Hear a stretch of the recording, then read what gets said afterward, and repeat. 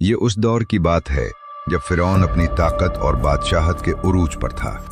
اس کی سلطنت میلوں تک پھیلی ہوئی تھی اور اس کے سامنے سر اٹھانے کی کسی میں جرأت نہ تھی۔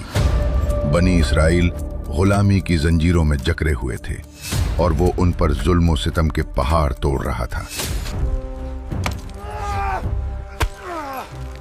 تکبر نے فرعون کو اس قدر اندھا کر دیا کہ وہ خود کو خدا سمجھنے لگا۔ میں تمہارا خدا ہوں۔ اور یہی اس کی زندگی کی سب سے بڑی بھول بنی۔ پھر اللہ رب العزت نے اس کے غرور کو توڑنے کے لیے اپنے برگزیدہ نبی حضرت موسیٰ علیہ السلام کا انتخاب فرمایا۔ اللہ کے حکم سے حضرت موسیٰ علیہ السلام اپنے بھائی حضرت ہارون علیہ السلام کے ساتھ اس کے عالی شان محل میں داخل ہوئے اور بے خوف ہو کر اللہ کے دین حق کی دعوت پیش کی۔ ساتھ ہی بنی اسرائیل کی آزادی کا مطالبہ بھی کیا، لیکن اقتدار کے نشے میں چور فرعون کہاں ماننے والا تھا۔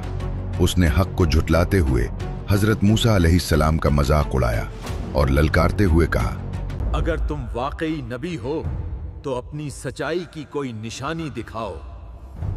اللہ کے حکم سے حضرت موسیٰ علیہ السلام نے اپنا عصا زمین پر پھینکا تو وہ لمحوں میں ایک خوفناک اژدھا بن گیا۔ پھر انہوں نے اپنا ہاتھ گریبان سے نکالا تو وہ سورج کی طرح چمک اٹھا اور تیز روشنی ہر طرف پھیل گئی۔ یہ مناظر دیکھ کر فرعون کے دل میں خوف تو اتر گیا، مگر اپنی رعایا کے سامنے وہ غرور سے چیخ اٹھا، کیا تم ہمیں اس جادو سے مروب کرنا چاہتے ہو؟ حق قبول کرنے کے بجائے اس نے ان معجزات کو جادو قرار دیا اور حضرت موسیٰ علیہ السلام کو ایک بڑے اور کھلے مقابلے کا چیلنج دے دیا۔ اگلے ہی روز فرعون نے اپنی سلطنت کے کونے کونے سے ماہر ترین جادوگروں کو جمع کر لیا اور پورے مصر کو اس عظیم مقابلے کے لیے بلا بھیجا۔ میدان لوگوں سے بھر چکا تھا، شور و غل ہر طرف گونج رہا تھا، جبکہ فرعون اپنے بلند تخت پر بیٹھا اپنی نام نہاد طاقت پر اکڑ رہا تھا۔ ایسے میں حضرت موسیٰ علیہ السلام عصا مبارک ہاتھ میں لیے پورے وقار اور روب کے ساتھ میدان میں داخل ہوئے۔ انہیں دیکھ کر جادوگروں نے طنزیہ لہجے میں کہا، اے موسیٰ، پہل تم کرو گے یا ہم اپنا کرتب دکھائیں؟ حضرت موسیٰ علیہ السلام نے نہایت پرسکون انداز میں فرمایا، پہلے تم اپنی مہارت دکھاؤ۔ یہ سنتے ہی جادوگروں نے اپنی رسیوں اور لاٹھیوں کو زمین پر پھینکا، جو نظروں کے دھوکے سے فوراً ہی خوفناک سانپوں کا روپ دھار گئیں۔ یہ کرتب دیکھ کر عوام حیران رہ گئی اور خوشی سے جھومتے ہوئے فرعون کے حق میں نعرے لگانے لگی، مگر اللہ کے برگزیدہ نبی حضرت موسیٰ علیہ السلام خاموشی اور وقار کے ساتھ یہ سب منظر دیکھتے رہے۔ پھر اللہ کے حکم سے انہوں نے اپنا عصا زمین پر پھینکا تو وہ ایک ہیبت ناک اژدھا بن گیا اور پلک جھپکتے ہی جادوگروں کے تمام بناوٹی سانپوں کو ایک ایک کر کے نگل گیا۔ جیسے ہی یہ حقیقت سامنے آئی، وہ جادوگر جو اس فن کے سب سے بڑے ماہر سمجھے جاتے تھے، حقیقت کو فوراً پہچان گئے اور سجدے میں گر کر پکار اٹھے، ہم موسیٰ علیہ السلام اور ہارون علیہ السلام کے رب پر ایمان لاتے ہیں۔ یہ منظر دیکھ کر لوگوں پر بھی کھل گیا کہ یہ کوئی جادو نہیں بلکہ اللہ کی طرف سے ایک واضح نشانی ہے۔ لیکن فرعون اپنی شکست دیکھ کر آگ بگولا ہو گیا اور غصے میں چیخ کر حکم دیا کہ ان جادوگروں کو سخت ترین سزا دی جائے۔ اتنی روشن نشانی دیکھنے کے باوجود اس کے دل پر تکبر کی مہر لگی رہی اور وہ اپنی ضد پر ہی قائم رہا۔ اس کے بعد اللہ تعالیٰ نے فرعون اور اس کی قوم پر اپنی پکڑ مزید سخت کر دی اور ان پر ایک کے بعد ایک ہولناک عذاب نازل ہونے لگے۔ سب سے پہلے ایک خوفناک طوفان آیا جس نے مصر کے گھروں، کھڑی فصلوں اور ان کے جھوٹے بتوں تک کو تہس نہس کر دیا۔ دریائے نیل پانی کی شدت سے بپھر اٹھا اور ایسی طغیانی آئی کہ دریا کناروں سے باہر بہنے لگا۔ یہ وہی نیل تھا جسے مصری پوجتے تھے اور اپنی زندگی کا سب سے بڑا سہارا سمجھتے تھے، اور آج وہی ان کے لیے عذاب بن چکا تھا۔ جب فرعون نے یہ تباہی دیکھی تو اس کے ہوش اڑ گئے۔ وہ گھبرا کر حضرت موسیٰ علیہ السلام سے منتیں کرنے لگا کہ وہ اپنے رب سے دعا کریں کہ یہ عذاب ٹل جائے۔ اللہ کے حکم سے حضرت موسیٰ علیہ السلام نے دعا کی اور طوفان تھم گیا، مگر عذاب ہٹتے ہی فرعون حسب عادت اپنے وعدے سے پھر مکر گیا और ईमान न लाया। इस बदअहदी पर अल्लाह ने दूसरा अजाब भेजा, टड्डी दिल का एक अजीम लश्कर जो उनकी बाकी मांदा फसलों, दरख्तों और खाने पीने के ज़खायर पर टूट पड़ा। मिस्र की सारी मईशत चूंकि ज़राअत पर खड़ी थी, इसलिए उस अजाब ने उनकी कमर तोड़ कर रख दी और पूरी सल्तनत मुआशी बर्बादी का शिकार हो गई। अल्लाह ने फिरौन को वाज़े तौर पर दिखा दिया कि जिस सल्तनत और ताकत पर वो घमंड करता था, वो अल्लाह की कुदरत के सामने रेत का एक जर्रा भी नहीं। मगर इसके बावजूद फिरौन की हठ धर्मी बरकरार रही और वो ईमान न लाया। फिर अल्लाह ने तीसरा अजाब भेजा और बेशुमार मेंढक उन पर मुसल्लत कर दिए। घरों के हर कोने में भर गए, बिस्तरों में, दीगचों में, खाने में, यहाँ तक कि हालत ये हो गई कि कोई शख्स बात करने के लिए मुंह खोलता तो मेंढक इछल कर उसके मुंह में घुस जाते। ये एक निहायत अजियतनाक और घनाउना अजाब था। ये मंजर देखकर फिरौन एक बार फिर खौफजदा हो गया और हजरत मूसा अलैहिस्सलाम से गिड़गिड़ाते हुए वादा करने लगा कि अगर आप अपने रब से दुआ करें और ये मुसीबत टल जाए तो हम जरूर ईमान ले आएंगे। हजरत मूसा अलैहिस्सलाम ने रहम खाकर दुआ की और अजाब खत्म हो गया। लेकिन जैसे ही तकलीफ दूर हुई, फिरौन हस्ब आदत अपने वादे से फिर मकर गया और ईमान लाने से साफ इनकार कर दिया। इस सरकशी के बाद अल्लाह ने चौथा अजाब नाजिल फरमाया और देखते ही देखते दरियाए नील का पानी खून में तब्दील हो गया। वही दरिया जिसका पानी पीना, इस्तेमाल करना और उस पर जिंदगी गुजारना मिस्र वालों की मजबूरी थी, अब उनके लिए नाकाबिले बर्दाश्त अजाब बन चुका था। अब वो पानी की एक एक बूंद को तरस गए। जिस दरिया की वो पूजा करते थे, वही उनके लिए वबाले जान बन चुका था। मगर अल्लाह की कुदरत का करिश्मा देखिए कि बनी इसराइल के लिए वही पानी साफ, शफाफ और बिल्कुल महफूज रहा, जैसे बाकी तमाम अजाबों से वो महफूज रहे थे।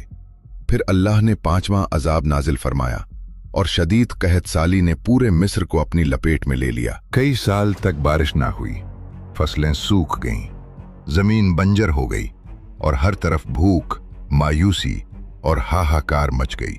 लेकिन तौबा करने के बजाय उन जालिमों ने उल्टा हजरत मूसा अलैहिस्सलाम को ही उन मुसीबतों का जिम्मेदार ठहराना शुरू कर दिया।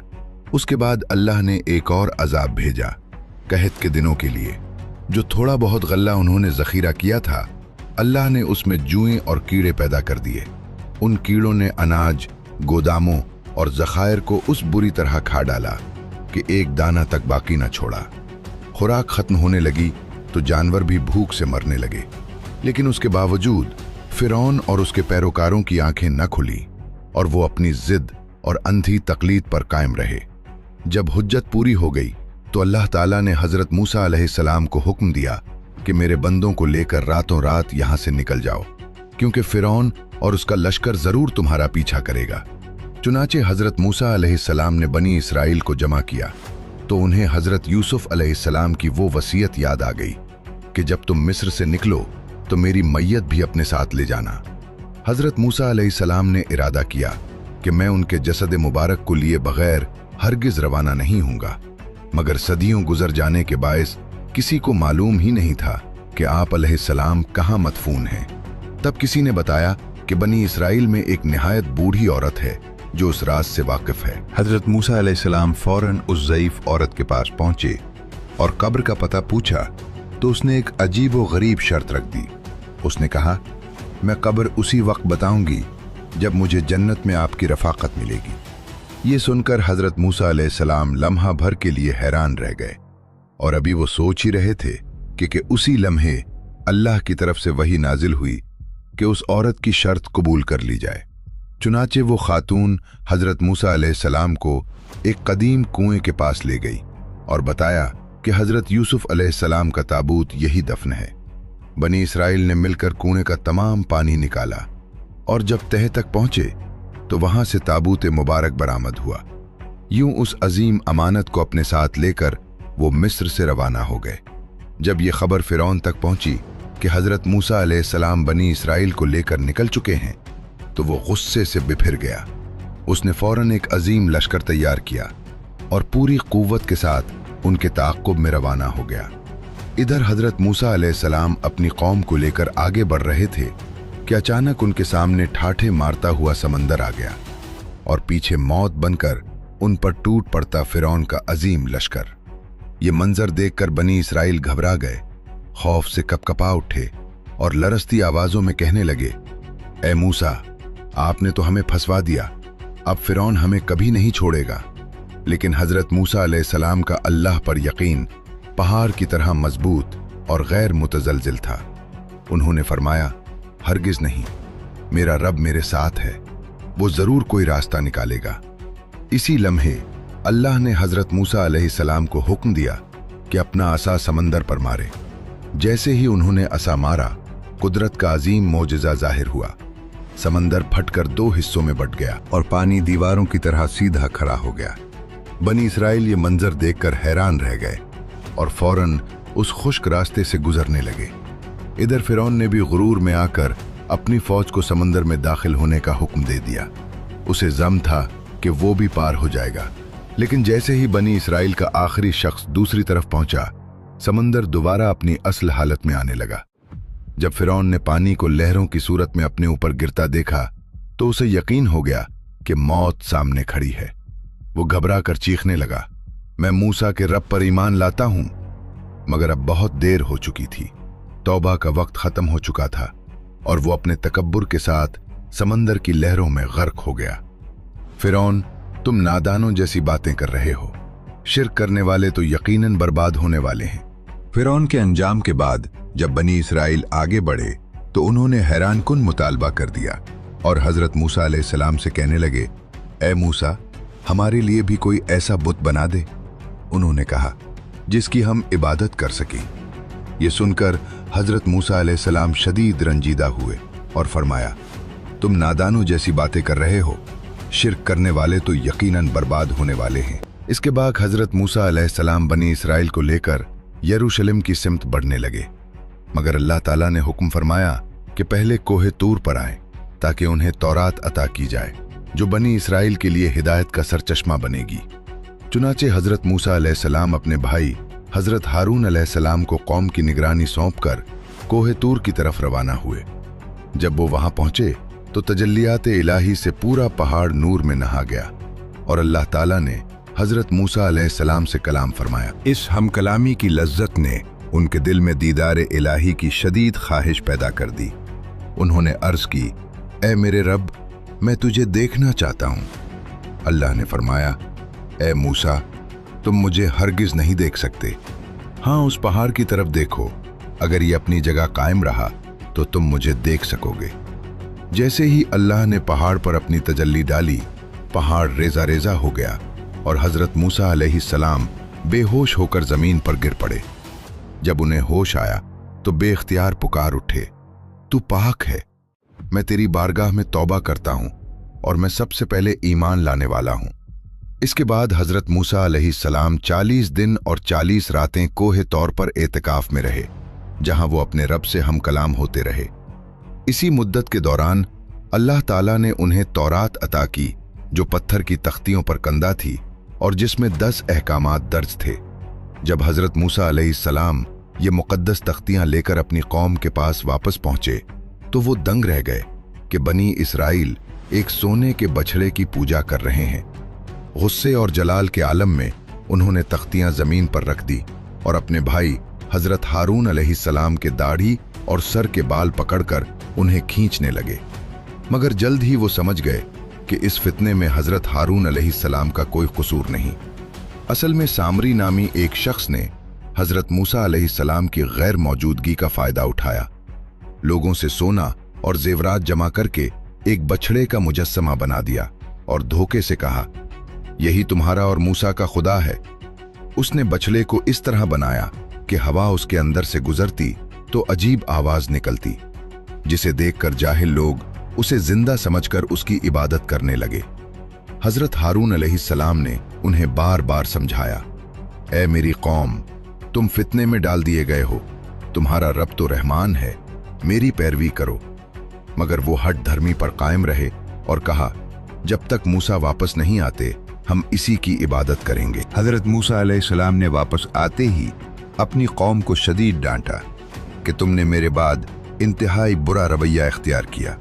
फिर वो सामरी की तरफ मुतवज्जे हुए और पूछा, ऐ सामरी, तेरा क्या मामला है?